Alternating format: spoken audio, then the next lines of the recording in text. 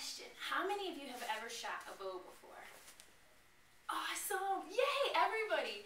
Now, before you shot that bow, did they test you to see if you're right or left eye dominant? No. That's so interesting. Isn't that like life? I wanted to do this speech tonight because I got a really interesting phone call this morning from a friend of mine. Now, I grew up in a little town.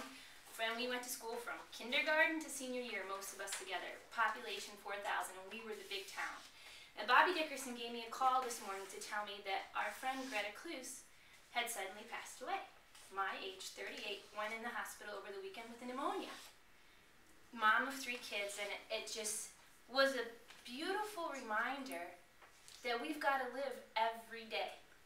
And I thought, okay, we got to get on target for life. And it just, one of the things that always grounds me was to get out my bow, and just shoot a couple arrows. Because it just centers me. I don't want to shoot anyone, no one's coming. Alright, so I decided to dedicate this to Greta tonight because she was a Harley-riding tough mama. She and I were on the 400-meter dash in junior high school, and our name still stands. And it wasn't because we were that fast, but it was because we had to outrun a lot of crazy people in our area. So one of the things I thought about getting on target for life, I thought, how many of us are actually on target for living right now? I thought, let's just do a little test tonight. Let's have some fun with this speech. Since all of you have shot a bow before, did you even know what you were doing, or they just hand you the bow and say shoot?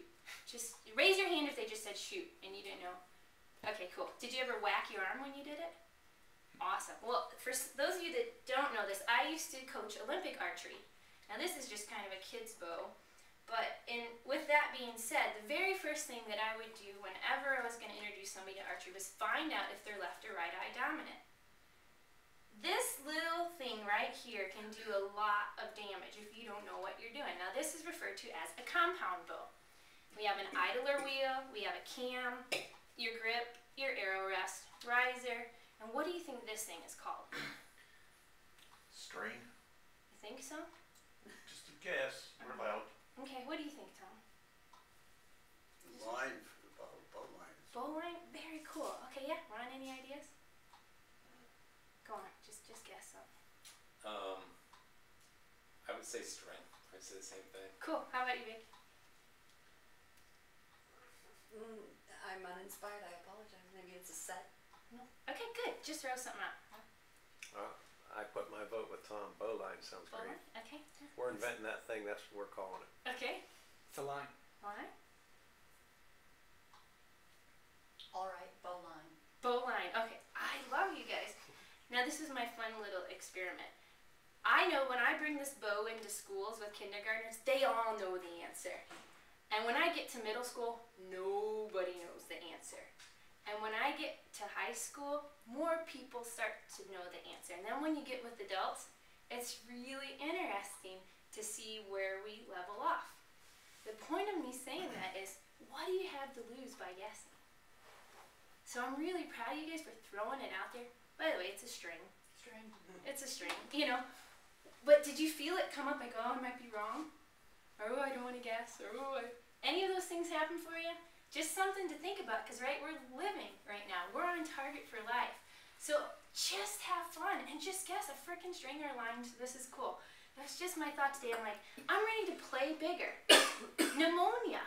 I'm ready to get out there and start living. So we're going to have some fun. What I thought about was, yeah, the string. There was this archery tournament that was being, do you guys know what this is? Anybody? Yeah? It's a bird, man. It's the Birdman. Yeah, I don't know, you call it by any other name. Do you know the story behind this? No? Archery story. Do you know? David's going. I'm flipping him right off.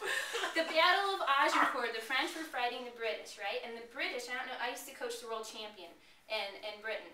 And she said and taught me this lesson that throughout history, it's known that the Brits didn't let other sports come there because they wanted their archers to be so well. So they had archery tournaments all over the land, Robin Hood, all the great archers out of there, but they didn't let other sports come. So one of the things about the Battle of Agincourt was that the French and the British were fighting. The British took their archers, but they were way outnumbered. And it rained, so the heavy cavalry of the French started to get weighed down, right? And the biggest threat that the French would say to the British is, when we catch you, we're going to cut your fingers off, because this is the lifeblood of an archer. If you don't have your fingers, you're no good to anyone, right? So that came out of that, hey, we won, we still have our fingers, so kind of F you. We can still come and get you. Well, I was wondering if I had any volunteers that I could put up an apple on your head. I brought an apple, and I think if I take a shot real quick, we're really at a close distance. Would anybody care to do it? That's pretty close. I know, I won't miss, I promise. And so let's just see, let me get warmed up. This is really fun in here. I'm even thinking. Hi! Oh, just in time. Here's the apple. Here's It's the just stay right there. Here's the apple. There's the apple. Sit there. Oh no! Alright, so anyway, perfect. A little bit higher, not I know, quite in front of your a little bit heart. nervous as he I'm like, comes no one's up. putting up the hands. Yeah, right? So if we just, okay, just getting warmed up. I can take another one.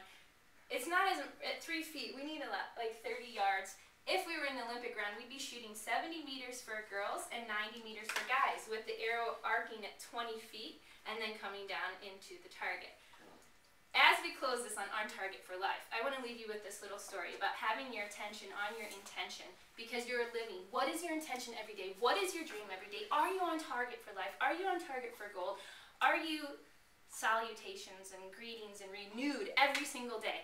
Let me give you a gift of focus and a little story that goes along with it. Archery tournament in India. The greatest archers turn out, 3 of them. It's just done like the American Idol, we're at the archery tournament Idol, okay? They're at the lake. The object of the tournament is they have to shoot a fish in the water, no big deal, with their bows. They're bow fishing, they just have to shoot a fish.